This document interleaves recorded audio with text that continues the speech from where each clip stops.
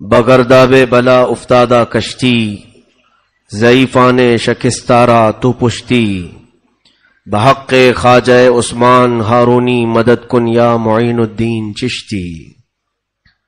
خواجہ ہند وہ دربار ہے اعلیٰ تیرا، کبھی محروم نہیں مانگنے والا تیرا۔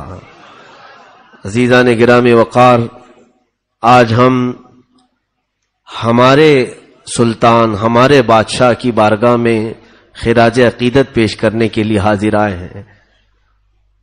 دنیا کے ہر خطے میں مسلمان آباد ہیں اور ہر مسلمان کے دل میں اللہ کے ولی کی عظمت ہوتی ہے، وہ اولیاء اللہ کو قدر کی نگاہوں سے دیکھتا ہے، لیکن اولیاء کاملین جس خطے میں بھی ہیں، جہاں پر بھی ہیں، وہ سب ہمارے تاج ہیں، لیکن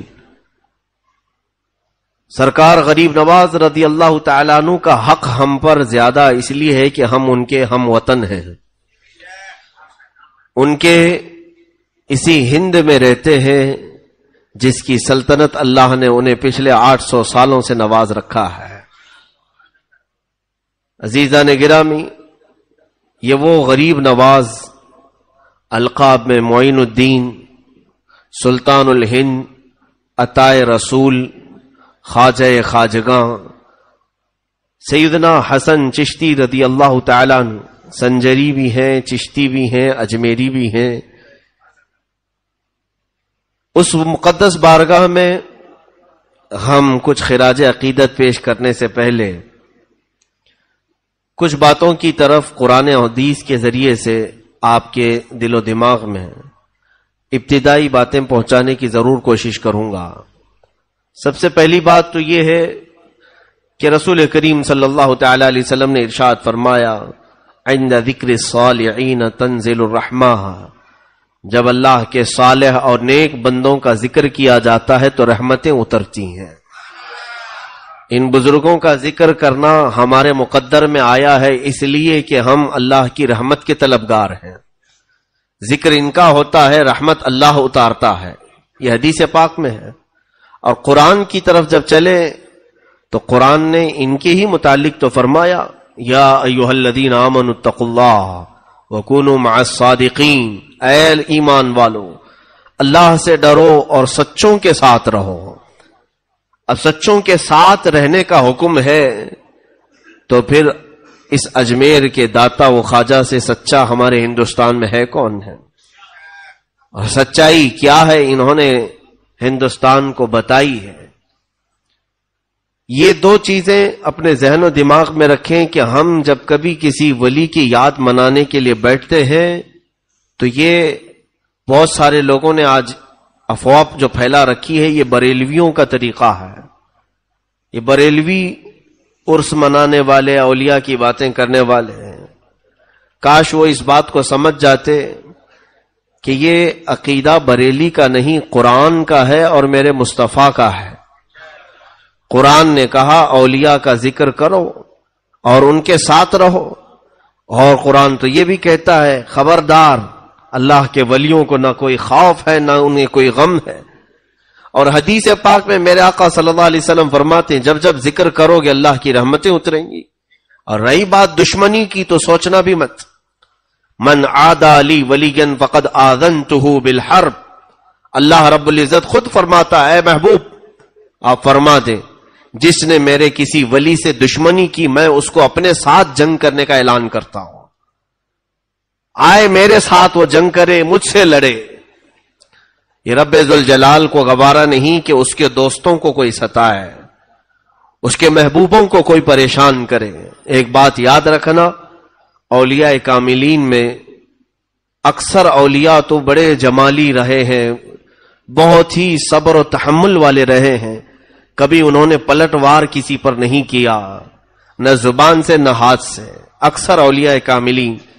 لیکن ان کے کسی کو ہلاکت کی دعا نہ کرنے سے کوئی یہ نہ سمجھ لے کہ وہ انہیں ستا کر بچ جائے گا، بلکہ رب ذوالجلال کبھی ایسوں کو خالص چھوڑتا نہیں، بلکہ وہ انتقام حقیقی اس انداز سے لیتا ہے کہ قیامت تک آنے والوں کے لیے وہ شخص عبرت بن جاتا ہے، وہ شخص عبرت بن جاتا ہے۔ جس نے بھی اولیاء کاملین کی دشمنی پالی، اللہ رب العزت نے اسے دنیا میں ایسا ذلیل کیا کہ وہ رہتی دنیا تک لوگوں کے لیے ایک عبرت کا نشان بن گیا ہے۔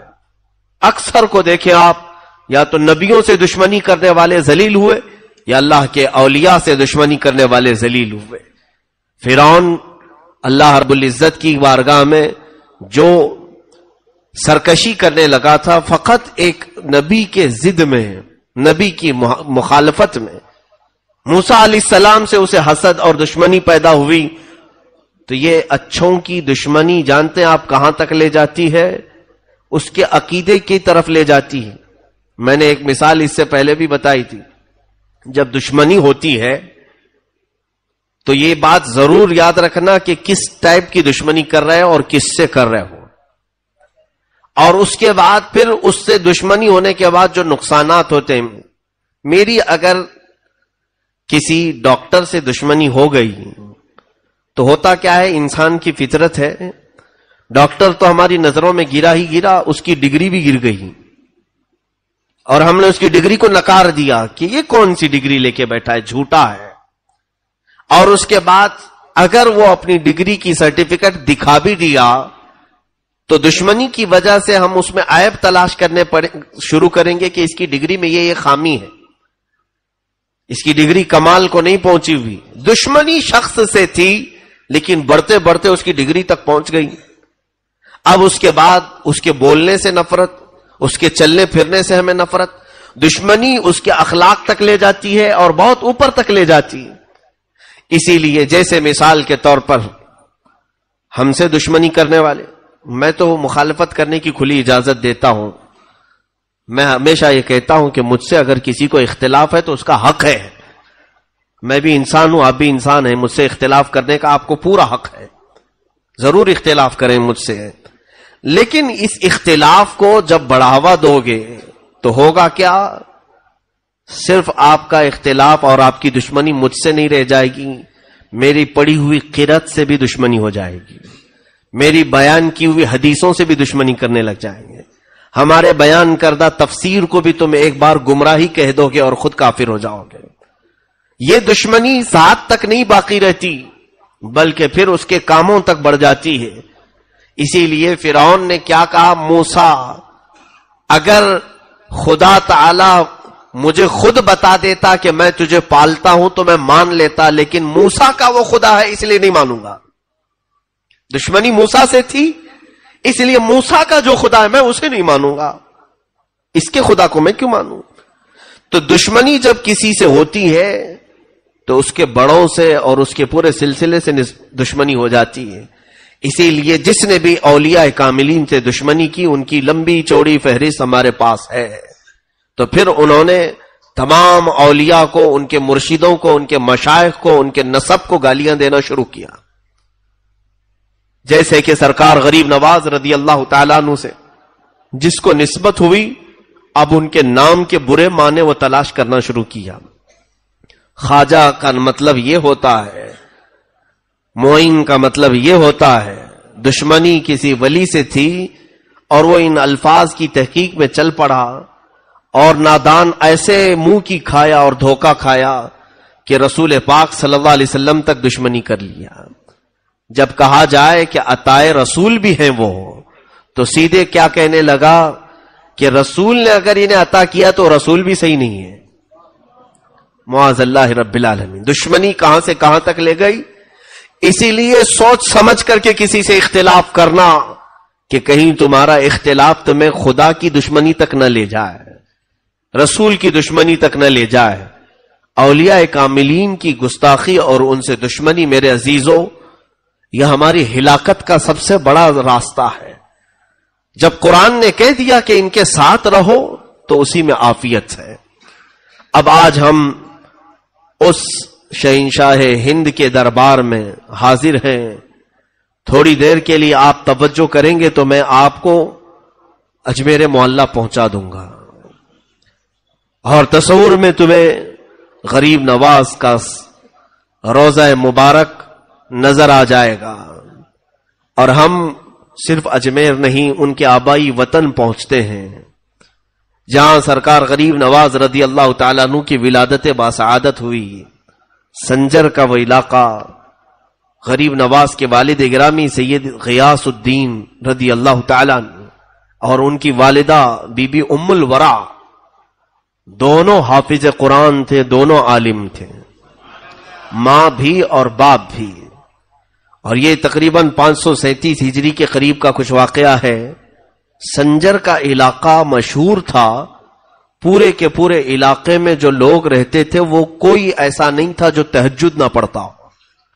پورے گاؤں میں، اس سنجر میں جہاں پر غریب نواز کی پیدائش ہوئی، پورا علاقہ تہجد گزار تھا. تہجد میں کسی کی قضا نہیں ہوتی تھی، اس میں وہ لوگ کمپٹیشن کرتے تھے، سبقت لے جاتے تھے. ایک رات ایسی آئی، 13 رجب المرجب تاریخ یہ بتائی گئی ہے، 13 رجب کی تاریخ تھی اور آسمان پر آدھی رات میں ہی سفیدی ظاہر ہو گئی، اور اتنی سفیدی سی آئی کہ لوگوں کو گمان ہونے لگا کہ صبح صادق ہو چکی. صبح کی سفیدی جیسے نمودار ہوتی ہے، آدھی رات میں ہی سفیدی ظاہر ہوئی. تو جس کی آنکھ کھلی وہ بے ساختہ دوڑتا ہوا باہر آیا کہ ہائے میری تہجد قضا ہو گئی. سوئے ہوئے تھوڑی سی آنکھ کیا لگی کہ آنکھ کھلی تو دیکھا روشنی ہے، اور جب صبح کی روشنی آ گئی تو تہجد کا وقت ختم ہوا. سنجر کے علاقے میں یہ خبر پھیلی اور جتنے متہجد تھے، جتنے تہجد گزار تھے، سبوں کو ظاہر سی بات ہے وہ بزرگوں کا تال میل بہت اچھا تھا کہ ایک عبادت کرتا تو دوسرے کو اٹھا بھی دیتا تھا، دوسرے کو تعاون بھی کرتا تھا. سارے لوگ جمع ہونا شروع ہو گئے کہ کیا حال ہے، کیا حال ہے. اس میں موجود کئی عمر دراز بزرگوں نے کہا ہمیں تو نہیں لگتا کہ ہم سے غفلت ہوئی، لیکن یہ اجالا کچھ اور بتا رہا ہے. وہ سب سنجر کی جامع مسجد کے قریب پہنچے تو دیکھا جامع مسجد کے خلف میں قریب میں ایک گھر پر آسمان سے جھماجھم نور کی روشنی برس رہی ہے، نورانی قندیل لٹکی ہوئی ہے. اور وہ گھر پتہ کرنے پر معلوم ہوا کہ حضرت غیاث الدین رضی اللہ تعالیٰ عنہ کا گھر ہے، بی بی ام الورا کا گھر ہے. تو کئی تہجد گزار بزرگ وہاں پر جمع ہوئے کہ آدھی رات میں اجالا اور ان کے گھر سے اجالا. ابھی یہ سب کشمکش میں تھے کہ غیاث الدین کا دروازہ کھلا، ایک دایا باہر آئی اور معین الدین کی ولادت کی خوشخبری سنائے. حسن چشتی رضی اللہ تعالیٰ عنہ غریب نواز کی ولادت کی تاریخ میں لکھا گیا ہے آدھی رات میں پورا سنجر روشن تھا. رات آدھی ہے اور تہجد پڑھنے والے اس گمان میں آ گئے تھے کہ صبح ہو گئی اور ہماری تہجد قضا ہو گئی.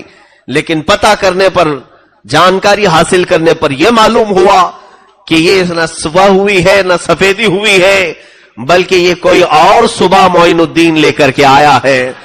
کفر کے ظلمات میں، شرک کے اندھیریوں میں معین الدین نام کا ایک چہرہ ایسی سفیدی لایا ہے کہ یہ سفیدی اب وہاں سے نکلی تو ہندوستان میں آئی. اور ہندوستان میں بھی جب وہ آئے تھے یقیناً یہاں بھی بہت اندھیرا چھایا ہوا تھا، کفر کا اندھیرا، شرک کا اندھیرا، جادو کا اندھیرا، بدعات کا اندھیرا، خرافات کا اندھیرا. لیکن جیسے ہی یہ چاند طلوع ہوا انہی اندھیریوں میں خوب 90 لاکھ کو روشن بھی کر گیا.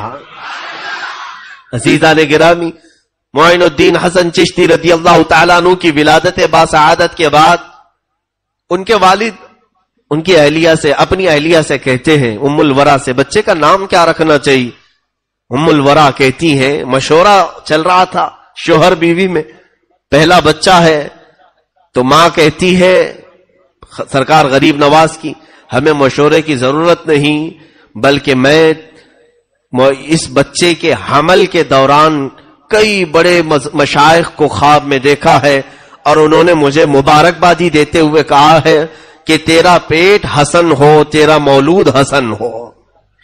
حسن کا مطلب ہوتا ہے خوبصورت، جمال والا. تو یہ مشائخ نے میرے حمل کے دوران مجھے رات میں کئی ایسی خوشخبریاں سنائی تھی کہ تیرا پیٹ، تیرا شکم حسن ہو اور تجھ سے پیدا ہونے والا حسن ہو. حسن کا مطلب خوبصورتی، تو کیوں نہ ہم ان مشائخ کی اسی بشارت پر بچے کا نام حسن رکھتے ہیں. اور پھر جب ان دونوں نے حسن نام رکھا تو غیب سے ندا آنے لگی حسن معین الدین، حسن معین الدین، یعنی یہی حسن ہے جو دین کی مدد کرے گا. معین کا مطلب ہوتا ہے مدد کرنے والا. اب یہ بچپن کی آپ کی ولادت کے بعد پرورش جو ہوئی، اب اس میں بتانے کی چندہ ضرورت نہیں، آپ کو میں بات بتا دوں. سرکار غریب نواز رضی اللہ تعالیٰ عنہ آل رسول ہیں. سیدہ کائنات فاطمۃ الزہرا رضی اللہ تعالیٰ عنہ کی آل، جو حضرت امام حسین اور حضرت امام حسین رضی اللہ تعالیٰ عنہ سے امام زین العابدین، یہ جو سلسلہ چلا ہے، اور سیم ٹو سیم سلسلہ جو غوث پاک کا ہے وہی سلسلہ سرکار غریب نواز کا ہے، سیم. اور رشتے میں آپ کو میں بتاؤں، غریب نواز کی ماں حضرت بی بی ام الورا حضور غوث پاک رضی اللہ تعالیٰ عنہ کی سگی چچیری بہن ہے. گویا کہ سرکار غریب نواز غوث پاک کے کیا لگے؟ بھانجے ہوئے. بی بی ام الورا غوث پاک کی بہن ہے، چچا کی بیٹی ہے. اور حضرت غوث پاک کا جو حسینی سلسلہ ہے باپ سے، وہ حضرت خواجہ معین الدین کی ماں سے حسینی سلسلہ ہے. اور غوث پاک رضی اللہ تعالیٰ عنہ کا والدہ ماجدہ سے حسینی سلسلہ ہے، اور ان کا والدہ ماجدہ کا سلسلہ حسنی ہے. دونوں میں اتنی مشابہت ہے کہ وہ حسنی اور حسینی سید ہیں، اور یہ بھی حسنی اور حسینی سید ہیں، نجیب الطرفین ہیں. اب ایک اور روایت یہ ہے کہ سرکار دو عالم صلی اللہ تعالی علیہ وسلم سے لے کر غریب نواز رضی اللہ تعالیٰ عنہ تک جتنے بھی آپ کے آبا و اجداد آئے، آپ کے والد، آپ کے دادا، آپ کے پردادا، لے کر کے حضور صلی اللہ علیہ وسلم تک، ان کے داداؤں میں جتنے بھی تھے سب کے سب عالم باعمل اور متقی پرہیزگار اللہ کے ولی گزرے. اس میں سے ایک بھی کوئی عام آدمی نہیں ہے، ہر ایک اپنے وقت کا قطب ہے. ظاہر سی بات ہے حضور پاک صلی اللہ تعالی علیہ وسلم کی وہ امانت جس گھر میں قطبوں کے ذریعے سے، اقطاب کے ذریعے سے آئی ہو، تو پھر اس کی تربیت کس شان سے ہو رہی ہوگی. آپ بچپن میں ہی حافظ قرآن بنے. سرکار غریب نواز رضی اللہ تعالیٰ عنہ کا سب سے پسندیدہ مشغلہ قرآن کی تلاوت. کہیں پر بیٹھے قرآن پڑھتے تھے، گھر میں بیٹھے قرآن، باہر بیٹھے قرآن.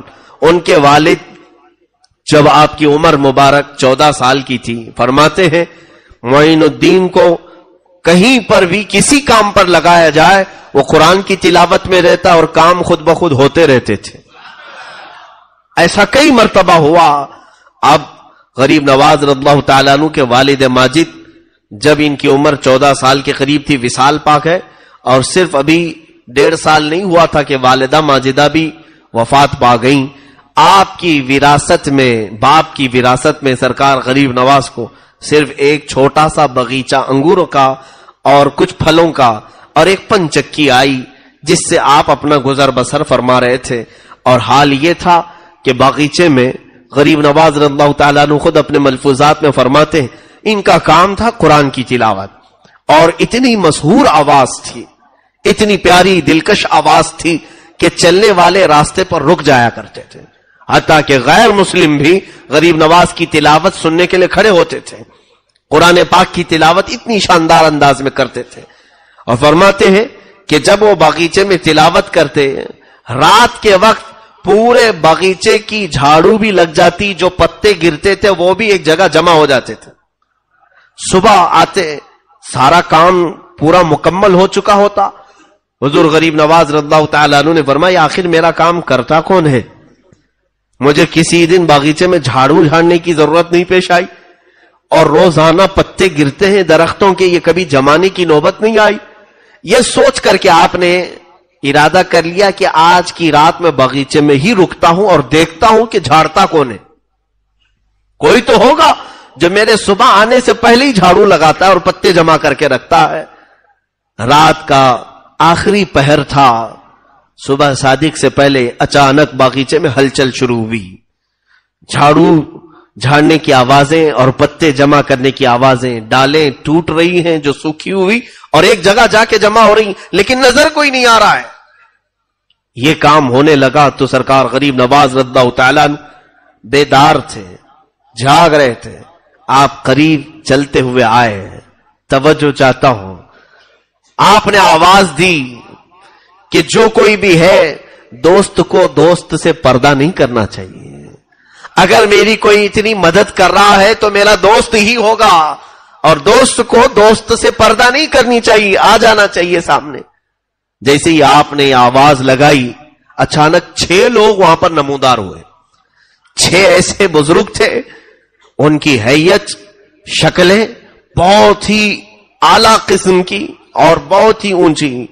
سرکار غریب نواز نے پہلی مرتبہ انہیں دیکھا، پوچھا آپ حضرات ہیں کون؟ تو انہوں نے کہا ہم سب جنات ہیں. جنات ہیں. ان کی عمریں کئی 100 سال کی تھیں. کہا کہ بچپن سے آپ اپنے والد کے ساتھ اس باغیچے میں آتے ہیں اور آپ قرآن کی تلاوت کرتے ہیں، تو ہم آپ کا قرآن کا تلاوت کرنا برسوں سے سن رہے ہیں، اور آپ کا سن کر کے ہمارا قرآن صحیح ہو گیا ہے. ہم قرآن پڑھنے میں تجوید میں غلطیاں کرتے تھے، جب سے آپ کی تلاوت قرآن ہم نے اس باغیچے میں سنی، ہماری تلاوت صحیح ہوئی، ہماری تجوید صحیح ہوئی. اس اعتبار سے آپ ہمارے استاد ہوتے ہیں. استاد کا اتنا ادب و احترام تو کرنے کے حق ہمیں بنتا ہے. آپ کے باغیچے کی اگر ہم رکھوالی نہ کریں تو پھر کون کرے؟ ہم آپ کے شاگرد ہیں قرآن کی تلاوت کے اعتبار سے. اس طرح سے یہ بچپن کے حالات ہیں سرکار غریب نواز کے. لیکن کوئی چیز آپ کو غرور اور تکبر میں کبھی مبتلا نہیں کی. جسے کوئی جن آ کر کے کہہ رہا ہو کہ تمہارے کام میں کر دیا کروں گا، وہ پھر فخر سے کیا کیا سوچ لے گا. اب تو جنات میرے قبضے میں ہے، ڈراؤں سب کو. جس کے پاس ہے نہیں وہ جھوٹا بابا آ کر کے لوگوں کو کہتا ہے جنات ہے میرے پاس، جنات ہے ہمارے پاس. عجیب و غریب بات ہے. سرکار غریب نواز رضی اللہ تعالیٰ عنہ کے سامنے ان کے ہزاروں مریدین جنات میں تھے، لیکن کبھی غرور نہیں آیا، کبھی تکبر نہیں آیا. اور پوری زندگی پاک میں کبھی آپ نے جنات کی مدد نہیں لی. یہ ثابت کرنے کے لیے کہ جنات کو اللہ نے انسانوں کے بعد کا مرتبہ دیا ہے. تو اللہ نے جب تمہیں اشرف المخلوقات بنایا ہے تو تم سے جو ادنا ہے ان سے کیوں خدمت لو؟ اپنی حیثیت وہ بناؤ کہ جنات خود تمہاری مدد کے لیے حاضر ہو جائیں. اور وہ سرکار غریب نواز رضی اللہ تعالیٰ عنہ نے توجہ کی نظر بھی نہیں فرمائی ان کے اوپر. کہا ٹھیک ہے جاؤ اپنے کام میں لگے رہو. 2-4 دن گزرے تھے کہ آپ کی عادات جو خصلتیں سیرت نگاروں نے لکھی ہے، بڑی پیاری عادتیں ہیں. کئی ایسے اخلاق جس کو کہا گیا ہے تخلقوا باخلاق اللہ، اللہ کے اخلاق میں اپنے آپ کو ڈھال لو. اللہ کے اخلاق کیا ہیں؟ اخلاق کا لفظ یہ حدیث پاک میں یہ آیا ہے کہ رب تبارک و تعالی جن چیزوں کو پسند فرماتا ہے ان چیزوں کو ڈھال لو اپنی زندگی میں. حضرت معین الدین حسن چشتی غریب نواز رضی اللہ تعالیٰ عنہ کی عادتوں میں بچپن سے غریب نوازی رہی ہے، چھوٹی عمر سے ہی. یہاں تک کہ چھوٹی عمر میں جب آپ کی ولادت ہوئی اس وقت سے لوگوں نے دیکھا ہے کہ آپ کی غریب نوازی کیسی ہے. ایک دن باغیچے میں کام کر کے تھک کر بیٹھے تھے کہ ایک کوئی بزرگ آئے. آ کر کے انہوں نے پوچھا کہ کچھ کھانے کو ملے گا. جلدی سے اس درویش کو بٹھایا، مدد کرنا آپ کی فطرت میں تھا. بٹھایا اور بٹھا کر کے ایک انگور کا خوشہ توڑ لائے اور لا کر کے انہیں بڑے ادب سے دھل کر کے صاف کر کے ایک انگور پیش کرتے تھے، جیسے کوئی اپنے عزیز مہمانوں کے لیے کرتا ہے. اب جب انگور کے خوشے تناول کیے اس بزرگ نے پوچھا بیٹا تمہارا نام کیا ہے؟ کہا میرا نام حسن ہے اور لوگ معین الدین بھی کہتے ہیں. وہ بزرگ چونک گئے اور اس کے بعد انگور کے خوشے کھاتے کھاتے وہ رک گئے. کہا میں آج مقصد کو پہنچا ہوں، آج میں اپنے مقصد کو پہنچا ہوں. کہا کہ کیا مقصد کو پہنچے؟ آپ ہیں کون؟ انہوں نے کہا ویسے تو میرا نام ابراہیم قندوزی ہے لیکن لوگ مجھے دیوانہ اور پاگل کہتے ہیں. مجذوب تھے وہ، دیوانہ کہتے ہیں اور بچے مجھے پتھر مارتے ہیں اور میں ہوں بھی دیوانہ. اس بزرگ نے کہا تو حضرت غریب نواز کے بچپن کے حالات ہیں. پوچھا آپ دیوانے ہیں تو کس کے؟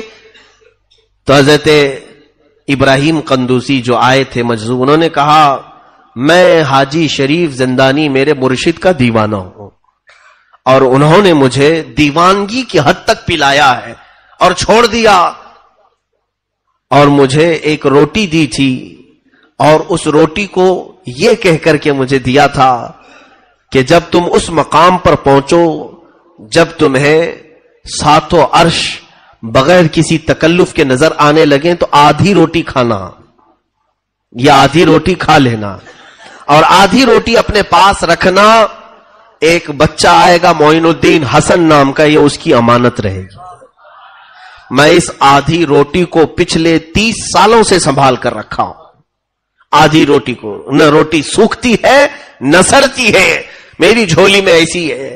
وہ روٹی اٹھائی حضرت غریب نواز کو دیا کہ یہ آپ کی امانت ہے، اور اس کے بعد وہ اچھل کود کرتے رہے جیسے دیوانے کرتے ہیں، کپڑے پھاڑتے رہے اور بال اچھالتے رہے اور چلے گئے، غائب ہو گئے. حضرت سرکار غریب نواز ان کو پوچھ رہے تھے کہ حاجی شریف زندانی ہے کون جنہوں نے روٹی بھیجی ہے؟ یہ چشتی سلسلہ ہے کیا؟ حضرت ابراہیم قندوزی اچھل کود کرتے ہوئے کہے تو اسی لیے بنا ہے، تجھے سب پتا ہو جائے گا، تو اسی کام کے لیے پیدا کیا گیا ہے، تجھے سب معلوم ہو جائے گا، اب مجھے بتانے کی ضرورت نہیں. غائب ہو گئے. وہ آدھی روٹی کھانے کے بعد جو غریب نواز کی زندگی پلٹی ہے، اب دنیا سے رغبت ہی ختم ہو گئی. نہ انگور کے باغیچے میں دل لگتا تھا نہ پنچکی میں. اب تک تو قرآن کی تلاوت کرتے ہی رہتے تھے، لیکن اب بے قراری اتنی بڑی، آپ نے سوچا کہ اس دنیا فانی میں رکھا کچھ نہیں ہے. میں رب تبارک و تعالیٰ کے قریب بڑھنے کے لیے کسی شیخ کامل کی طرف چلتا ہوں. علم دنیاوی، علم ظاہری، علم شریعت مصطفیٰ صلی اللہ علیہ وسلم، علم باطنی، یہ تمام علوم کے لیے میں نکلتا ہوں. وہ 14 سال کی عمر ہے، اس وقت یہ باغیچہ پورا آپ نے بیچ دیا، پنچکی بھی بیچ دیا، اور جو مال ملا وہ سب فقراء اور مساکین میں تقسیم کیا. تھوڑا سا اپنے کھانے کے لیے اور سفر کے لیے رکھا اور نکل پڑے. کچھ لوگوں سے پوچھا علماء کا مرکز کہاں ہے، اقطاب اولیاء کہاں رہتے ہیں؟ کچھ لوگوں نے بغداد کا نام لیا، کچھ لوگوں نے سمرقند کہا، کچھ لوگوں نے بخارا کہا، کچھ لوگوں نے نیشاپور کہا. یہ بڑے بڑے، ظاہر سی بات ہے اگر آج ہم سے آپ پوچھیں گے کہاں علم کا مرکز ہے تو ہم بھی 2-3 چیزیں بتا دیں یا کوئی اور بتا دے. غریب نواز کو جب اولیاء کاملین کے مرکز کے بارے میں یہ تمام شہروں کا ایڈریس بتایا گیا، آپ نکل پڑے. آپ نے ارادہ کیا سب سے پہلے میں بغداد چلتا ہوں. بغداد کے سفر پر نکلے. کیسے؟ اسی سنجر سے جب نکلے تو کچھ بھی نہیں تھا، گھر بھی نہیں، کوئی چیز نہیں. راستے میں سفر کے دوران آپ کو میں حیرت انگیز بات بتا دوں، غریب نوازی کہتے کسے ہے. آپ بیچ راستے میں پہنچے تو ایک ایسا ویرانہ تھا، بہت دور تک جنگل اور بیابان، جہاں ہو کا عالم طاری ہے، کوئی بھی نظر نہیں آتا. 2 لوگوں کو دیکھا گدڑی میں بیٹھے ہوئے ہیں، لیکن تھے وہ ڈاکو. وہاں بھیس بدل کر کے بیٹھتے تھے، روز آنے جانے والوں کو رو دھو کر کے یا کسی طرح ڈاکہ ڈال کر کے مال حاصل کرتے تھے. اس وقت جب سرکار غریب نواز کا گزر اس راستے سے ہو رہا تھا تو وہ دونوں ایک درخت کے نیچے بیٹھے. ان کے قریب آنے سے پہلے خود غریب نواز ان کے پاس گئے.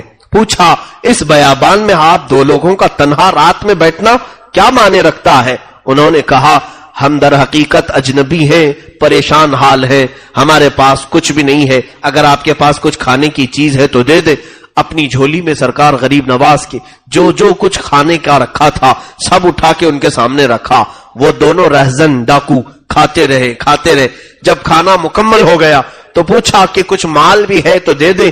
غریب نواز اپنی پونجی میں سے جو تھا نکال کر کے سب سے پہلے یہ کہتے ہیں معاف کرنا، میرے پاس جتنا ہے میں دے رہا ہوں، شاید آپ کی ضرورت پوری اس سے نہ ہو تو میرے بارے میں برا گمان مت کرنا کہ آپ کی ضرورت میں نے پوری نہیں کی. یہ کہہ کر کے مال پورا دیا. پورا دے کر کے یہ کہہ رہے ہیں اگر تمہاری ضرورت پوری نہ ہوئی تو مجھے برا مت سمجھنا، میری جتنی طاقت تھی میں نے دے دیا. جھولی پوری جھٹک دی ان کے سامنے. وہ دونوں رہزن ڈاکوؤں نے یہ پورا مال لیا اور پوچھا آپ کہاں جا رہے ہیں؟ غریب نواز نے فرمایا بغداد کا سفر ہے، وہاں سے نیشاپور ہے۔ غریب نواز کی یہ بات سن کر وہ دونوں کہنے لگے اے اجنبی مسافر، تمہیں معلوم ہے بغداد یہاں سے کتنا لمبا سفر ہے؟ کہا ہاں معلوم ہے، 1 مہینے کی مسافت ہے، 1 مہینے کا سفر ہے پیدل، اور اس کے آگے نیشاپور اتنا ہی آگے ہے۔ غریب نواز سے ان دونوں نے کہا 1 مہینے کا سفر ہے، آپ کی جھولی میں نہ کھانا باقی رہا نہ مال باقی رہا، آپ کیسے آگے کا سفر طے کریں گے؟ غریب نواز نے پلٹ کر کے کہا اس بیابان اور ویرانے میں تم جیسوں کو مولا مجھ سے مال پہنچا سکتا ہے تو میرے سفر میں بھی وہی انتظام کرے گا۔ تم یہاں بھی بیابان میں اور ویرانے میں بیٹھے ہو، دیکھو آس پاس کس کا گھر ہے؟ کچھ نہیں ہے، لیکن تجھے رب نے کھلایا کہ نہیں کھلایا؟ انہوں نے کہا یقیناً مولا نے ہی کھلایا ہے۔ کہا جو تمہیں مجھ سے کھلا سکتا ہے مجھے کسی اور سے کھلا سکتا ہے؟ اس کے بعد وہ دونوں کی آنکھوں سے ایسے آنسو جاری ہوئے، دونوں نے توبہ کی، قدم پکڑ لی اور کہا معاف کرے، ہم نہ اجنبی ہیں نہ مسافر ہیں، ہم نے دھوکہ دیا ہے آپ کو، ہم ڈاکو ہیں، مال لوٹتے ہیں جو بھی یہاں سے گزرتا ہے، کبھی اس سے میٹھی چپڑی باتیں کر کے اور کبھی زور زبردستی۔ سرکار غریب نواز نے فرمایا بس تمہارے دل میں اب رب کی محبت آ گئی ہے، توبہ کرو اور جاؤ، یہ جو مال میں نے دیا اسی سے اپنی زندگی پوری بتا لو۔ ان دونوں نے کہا نہیں حضور، آپ جا رہے سفر میں، یہ مال رکھ لیں۔ غریب نواز نے فرمایا اللہ رب العزت کی رب العالمین کی یہ شان ہے، جب وہ بندوں کو دیتا ہے تو واپس نہیں لیتا، تو بندہ بندے کو دے کر واپس مانگے یہ مولا کو پسند نہیں ہے، میرے رب کو اچھا نہیں لگے گا۔ اس لیے ہبہ جو ہوتا ہے وہ بخشش ہے، اور بخشش دوبارہ مانگی نہیں جاتی، آپ رکھ لو اسے۔ غریب نواز نے واپس 1 پیسہ بھی نہیں لیا، سفر میں چل پڑے۔ بیچ راستہ رات کا آدھا پہر گزرا بھی نہیں تھا کہ ایک خاتون اس راستے پر اچانک وارد ہوئی اور کہنے لگی اے معین الدین حسن، آپ مسافر ہیں علم دین کے، آپ مسافر ہیں راہ خدا کے، کیا ہی اچھا ہو کہ آپ میرے گھر میں آج 1 دن مہمان نوازی کو قبول کر لیں۔ غریب نواز نے اس بوڑھی عورت کے گھر مہمان نوازی کو قبول کیا، کھانا کھائے، رات گزاری، صبح اٹھ کر کے چلے۔ وہ دونوں جو رہزن ہیں وہ غریب نواز کے مرید بھی ہیں، خلیفہ بھی ہیں۔ وہ کہتے ہیں ہم نے غریب نواز کو رات ایک بوڑھی عورت کے یہاں قیام کرتے دیکھا، صبح جب وہ واپس وہاں سے چل پڑے ہم نے تھوڑی دور غریب نواز کو رخصت کیا، واپس آ کر کے دیکھا تو نہ بوڑھی ہے نہ گھر ہے، کوئی مکان نہیں۔ اس وقت یقین ہوا سچ فرمایا تھا معین الدین حسن نے، جو بیابانوں میں جنگلوں میں ہمیں کھلا سکتا ہے وہ معین الدین کو تنہا کیسے چھوڑ سکتا ہے؟ سرکار غریب نواز رضی اللہ تعالیٰ عنہ کا یہ اعلیٰ توکل، کچھ نہ ہو کر سفر پر چلنا۔ میرے عزیزو یہ بولنا آسان ہے، کرنا بہت بھاری ہے، بہت مشکل کام ہے۔ یہ سفر کے دوران سب چیزیں چھوڑ کر کے نکلو تو پتا چلے گا کہ سفر کسے کہتے ہیں۔ ہم تو سارے انتظامات کے ساتھ سفر کرتے ہیں، سارے انتظامات کے ساتھ، ہمارے کپڑے لتے ضرورت کی چیزیں۔ ایک آدھ سفر ہماری زندگی میں ایسا آیا ہے، مجھے تجربہ ہے، میں اپنی تعریف کے لیے نہیں کہہ رہا ہوں، اس وقت پتا چل گیا کہ سفر کہتے کسے ہیں، سفر کہتے کسے۔ سارے کپڑے بھی جا چکے تھے، سارا محل بھی جا چکا تھا، اور ہم بھی علم دین کے راستے پر تھے۔ اتفاق کی بات ہے میں یہاں سے نکلا تھا، یہ صرف میں توکل کے لیے عرض کر رہا ہوں، صرف زندگی میں ایسی بات آئی تھی۔ میرا ارادہ جب ہوا تحقیق فی الفقہ، فقہ کی تعلیم حاصل کرنے کے لیے بریلی معلّہ ہمارے مرشد گرامی کی بارگاہ میں جانے کے لیے، میں دبئی سے تراویح پڑھا کر کے آیا تھا، اور اس وقت ابھی ہماری تعلیم کا سلسلہ جاری بھی تھا، میں بھی تعلیم کمپلیٹ ختم نہیں کیا تھا، جاری بھی تھا، لیکن بیچ میں جو رمضان آتا تو تراویح پڑھاتے، اور اچھے عمدہ کپڑے وہ ایک پہلے سے چلا ہے، سارے کپڑے جمع کر کے ایک بڑے سوٹ کیس میں رکھے، اور پھر میری لکھی ہوئی کچھ کتابیں بھی تھیں جو میں نے عربی سے اردو میں ٹرانسلیٹ کیا تھا، اور کافی اچھی خاصی رقم بھی تھی، اور یہ سب چیزیں لے کر کے جب میں پہنچا تھا تو رات کا وقت تھا، اسٹیشن پر مجھے یاد ہے 4 بجے کے قریب ٹرین پہنچی تھی۔ ہمارے برادر مکرم اور میرے استاد نے کہا بھی تھا کہ بریلی کا اسٹیشن آبادی سے کافی دور ہے، رات میں اگر پہنچو تو باہر مت نکلنا, صبح ہونے کا انتظار کرو, اس لیے کہ ڈکیتی بہت زیادہ ہوتی. وہاں پر بھی ایسے حالات تھے. تو اسی انتظام, ٹھنڈیوں کے دن تھے, اسٹیشن پر پلیٹ فارم پر بیٹھا رہا اور پورا سوٹ کے ساری چیزیں میری ساتھ میں تھیں. ٹھنڈی بہت زیادہ لگ رہی تھی. 4 بجے روشنی نہیں آتی. ایک چادر نکالا اور اوڑھ کر کے بیٹھا ایک کٹے پر. اترنے والے سارے مسافر چلے گئے, ہم اکیلے بیٹھے رہے. بیٹھنے کے بعد تھوڑی دیر کے بعد جو ٹھنڈی میں چادر نے گرم کیا, جھپکی لگی جاتی ہے. اونگ آئی, آنکھ بند ہوئی, بیٹھے بیٹھے گھٹنوں میں سر رکھ کر کے. تھوڑی دیر کے بعد سر جھٹکا اور جھنجلا کر کے اٹھا تو دیکھا نہ بیگ ہے نہ سوٹکیس ہے, کچھ بھی نہیں. دیوانوں کی طرح ادھر سے ادھر دوڑتا رہا. میں بھی طالب علم تھا, اسٹوڈنٹ تھا. پورے پلیٹ فارم پر کہیں کوئی نظر نہیں آ رہا ہے. پولیس سے جا کر کے کہا, جو بیٹھے تھے ڈیوٹی پر ان کو ہم سے زیادہ اونگ لگی ہوئی تھی. ہلا کر کے جب اٹھایا تو دل نے یہی کہا کہ مجھ سے زیادہ تو یہ سو رہے ہیں, میرا بیگ یہ کیا دیکھیں گے. ویسے بھی انہوں نے مایوس کن جواب دیا اور واپس پلٹ آئے. دل کھٹا ہو گیا تھا. یہ تو ابتدا ہے, یہاں آنے میں سارا لٹ گیا. اب میرے خیال سے یہ اچھا شگون نہیں ہے. لوگ تو یہی سوچتے ہیں, پہلی راستے پر اگر کچھ ہو جائے تو سوچتے ہیں شاید اچھا راستہ نہیں ہوگا. اس وقت خیالات عجیب عجیب طرح کے آنے لگے. اب یہ سفر میں ہے, کوئی جانکار پہچان کا نہیں تھا. ایسی نوبت تھی کہ اسٹیشن سے مزار اعلی حضرت پر جانے کے لیے اب جو کچھ بھی رقم تھی وہ ایک آٹو کو دینے کے برابر کی تھی, رکشے والے کو دینے کے برابر. خیر ہم نے یہ سوچا کہ واپسی کا ارادہ کرتے ہیں, یہ ہمارے لیے شاید شہر راس نہیں آئے گا. واپسی کا ارادہ کر رہے تھے کہ وہاں سے واپس آ جاتے ہیں, دوسری جگہ دیکھ لیں گے, تعلیم بعد میں. سارا تو لٹ گیا, پورے کپڑے, پورا مال, میری لکھی ہوئی کتابیں, کئی طرح کی الگ خوشبوئیں, سب چلی گئی تھی. دل میں قلق ہوتا ہے.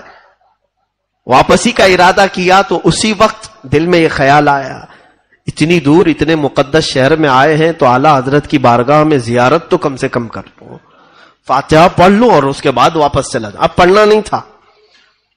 زیارت کے لیے صبح کی گھڑی تھی, اذان ہو چکی اور غالباً نماز ہوئی تھی.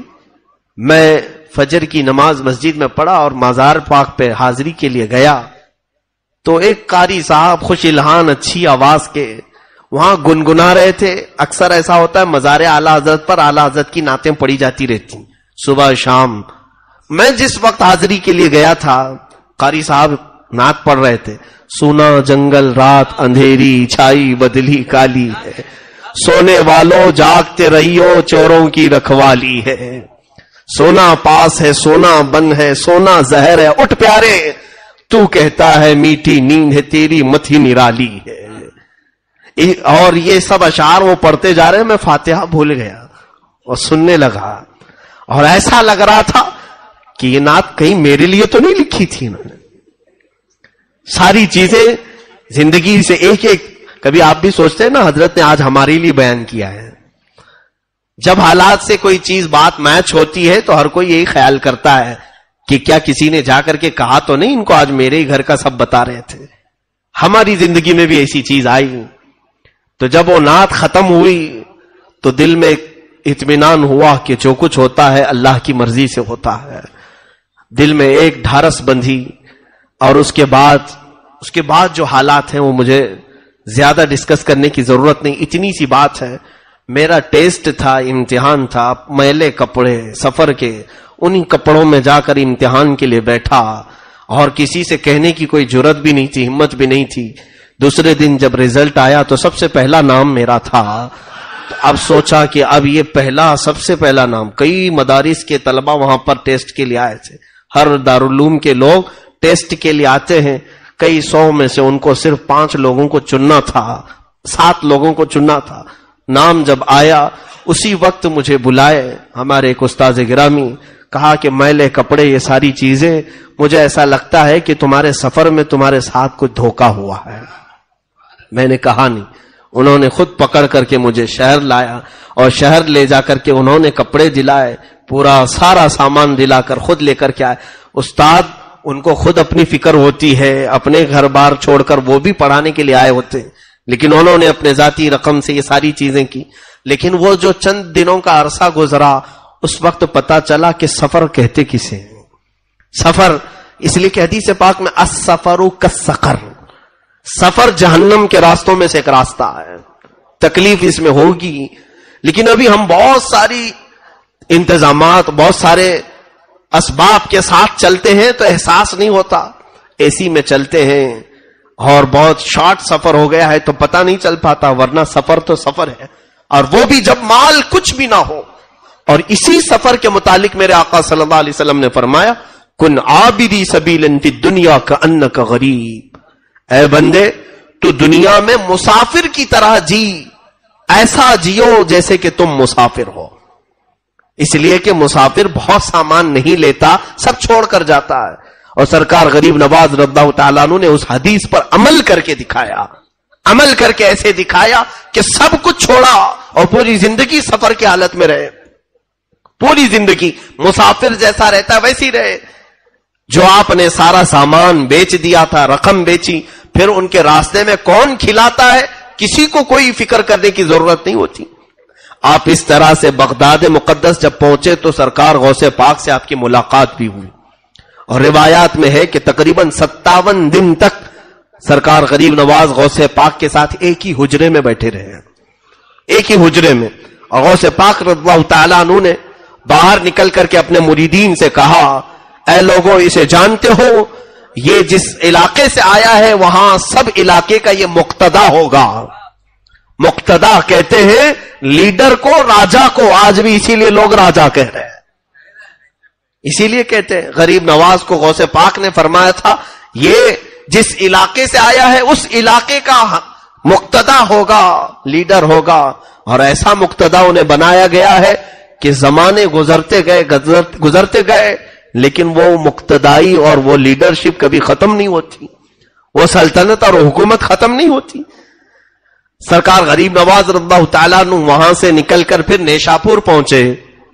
وہاں پر کچھ لوگ آئے اور ان سے بزرگوں کے بارے میں بات چیت کر رہے تھے.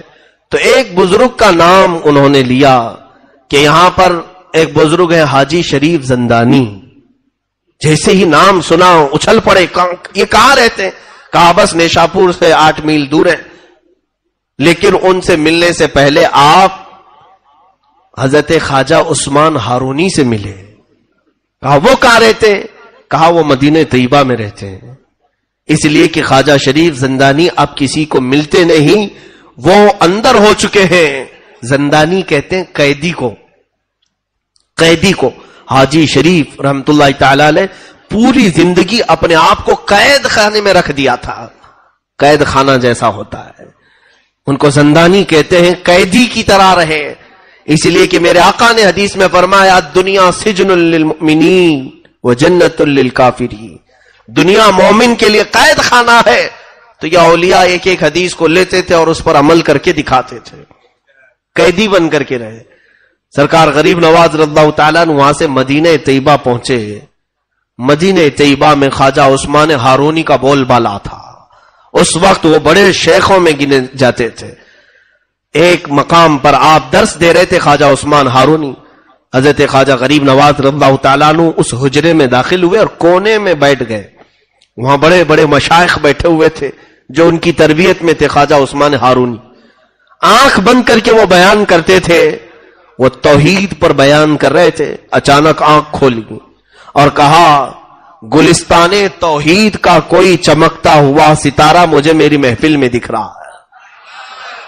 توحید کا کوئی علمبردار میری محفل میں مجھے نظر آ رہا ہے. آنکھ کھولی اور محفل سے اٹھے اور اس کونے پر جا کر غریب نواز کا ہاتھ پکڑ کر اٹھایا اور کہا مرحبا مرحبا, آؤ ہماری گدی پر بیٹھو. اجنبی تھے غریب نواز, انہیں پکڑ کر کے لائے.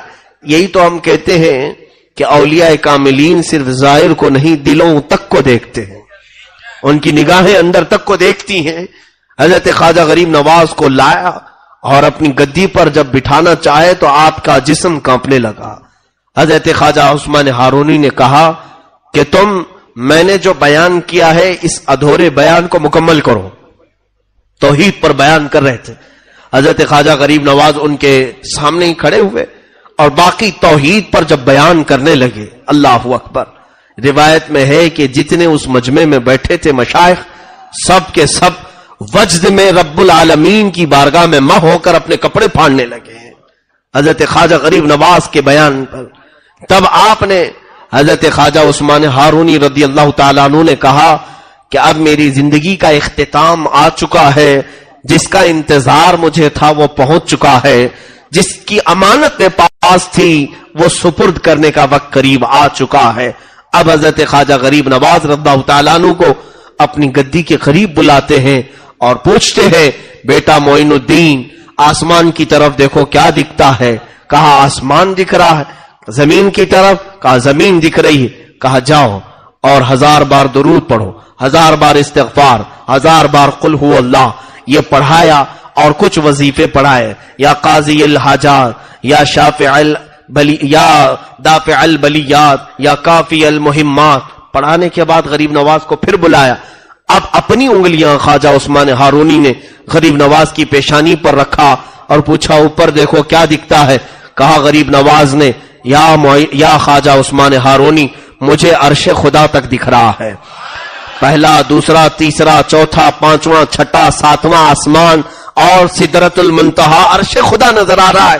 زمین پر دیکھو کیا دکھتا ہے. کہا زمین کے 7 طبق اور تحت الثری تک مجھے نظر آتا ہے جو زمین کا سب سے نچلا حصہ ہے. تو اس پیر کامل نے مرید کامل کو صرف 2 انگلیوں کے درمیان سے پوری منازل طے کرا دیا. اور اس کے بعد ایک 4 تر کی ٹوپی ہوتی تھی سلسلہ چشتیہ میں. اب تو سلسلہ چشتیہ کے وہ بزرگ ہیں کہاں, ہوں گے یقیناً ہوں گے, لیکن آپ مجاوروں کو سلسلہ چشتیہ کے بزرگ مت سمجھ لینا. مجاور الگ چیز ہے, بزرگ الگ چیز ہے. مجاور کہتے ہیں آس پاس رہنے والے کو, یعنی جو بھی آس پاس رہتے ہیں. ابھی جیسے آپ سب میرے مجاور ہیں, میں آپ کا مجاور ہوں, یعنی قریب رہنے والے کو کہتے ہیں. بعد میں یہ نہیں کہنا کہ مفتی صاحب نے پورے پاک سائٹ والوں کو اپنا مجاور بنایا ہے. مجاور پڑوسی کو کہتے ہیں, پڑوسی. تو بہرحال غریب نواز رضی اللہ تعالیٰ عنہ کا سلسلہ چشتیہ جو ہے اس میں ایک 4 تر کی ٹوپی دی جاتی ہے. 4 تر کی ٹوپی کیا ہے؟ وہ حضرت خواجہ عثمان ہارونی رضی اللہ تعالیٰ عنہ نے وصیت کر کے دی ہے. ترک کا مطلب چھوڑ دینا, ترک کرنا, چھوڑ دینا. سب سے پہلی چیز ترک معاصی, ہر طرح کے شبہ اور حرام چیز کو بھی ترک کر دینا, ایک ترک. دوسرا ترک ہے دنیا کی ضرورت کی چیزیں بھی ترک کر دینا سوائے زندگی گزارنے کے. یعنی یوں سمجھ لیں کہ بہت سارا گھر بنانا, گاڑی بنگلے, یہ ساری چیزیں, یہ ترک, دوسرا ترک. تیسرا ترک آخرت کی زندگی کو بھی ترک کرنا اس میں لکھا گیا. حالانکہ سب جگہ مقصود ہے کیا؟ آخرت. لیکن سلسلے چشتیہ میں فرمایا گیا آخرت کا ترک, یعنی تمہیں روز محشر کا وہ خوف نہ ستائے, سورج کے قریب ہونے کا ڈر, جہنم کے ہولناک ہونے کا ڈر, زمین کے پیتل اور تانبے کا ہونے کا ڈر, یہ سب ڈر نکلے. آخرت کو اگر یاد کرے تو صرف اپنے خدا کے لیے, صرف میرے رب العالمین کے لیے, باقی سب چیزیں ترک.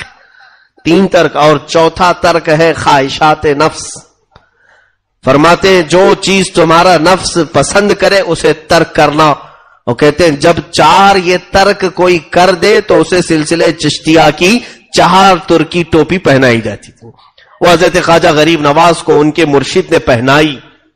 اب یہاں کسی کو بھی پکڑ کے پہنا دیتے ہیں جو سارے خواہشات کا بادشاہ ہے, شیطانوں کو بھی پہناتے ہیں معاذ اللہ رب العالمین. کوئی نیتا جائے, لیڈر جائے, اسے بھی غریب نواز کی وہ چھوٹی سی چادر کو لپیٹ دیتے ہیں. 4 تر کی ٹوپی تو اب ملے گی بھی نہیں.